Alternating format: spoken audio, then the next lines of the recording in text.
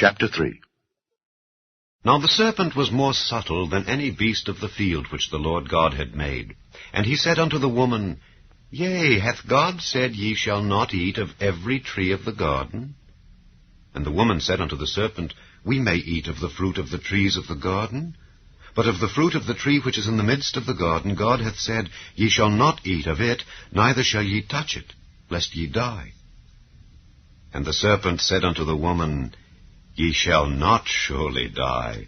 For God doth know that in the day ye eat thereof, then your eyes shall be opened, and ye shall be as gods, knowing good and evil.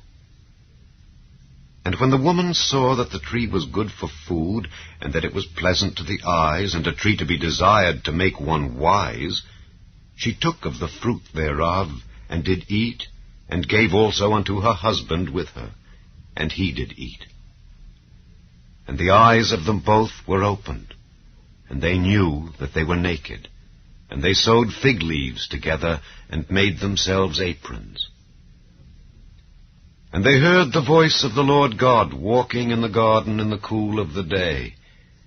And Adam and his wife hid themselves from the presence of the Lord God amongst the trees of the garden. And the Lord God called unto Adam, and said unto him, Where art thou? And he said, I heard thy voice in the garden, and I was afraid, because I was naked, and I hid myself. And he said, Who told thee that thou wast naked?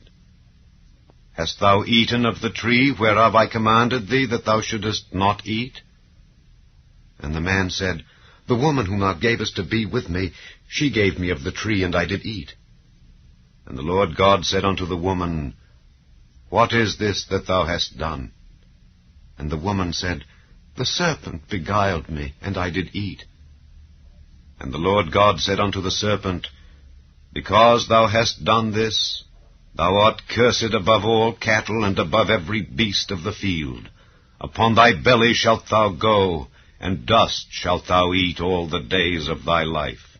And I will put enmity between thee and the woman, and between thy seed and her seed. It shall bruise thy head, and thou shalt bruise his heel. Unto the woman he said, I will greatly multiply thy sorrow and thy conception.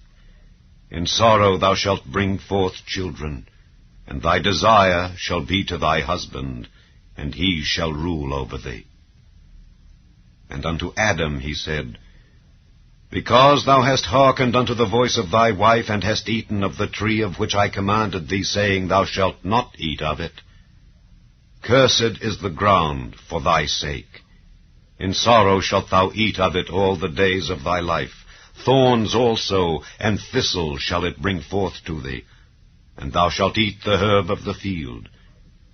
In the sweat of thy face shalt thou eat bread, till thou return unto the ground. For out of it wast thou taken. For dust thou art, and unto dust shalt thou return. And Adam called his wife's name Eve, because she was the mother of all living. Unto Adam also and to his wife did the Lord God make coats of skins, and clothed them. And the Lord God said, Behold, the man is become as one of us, to know good and evil. And now, lest he put forth his hand and take also of the tree of life, and eat and live forever. Therefore the Lord God sent him forth from the Garden of Eden, to till the ground from whence he was taken.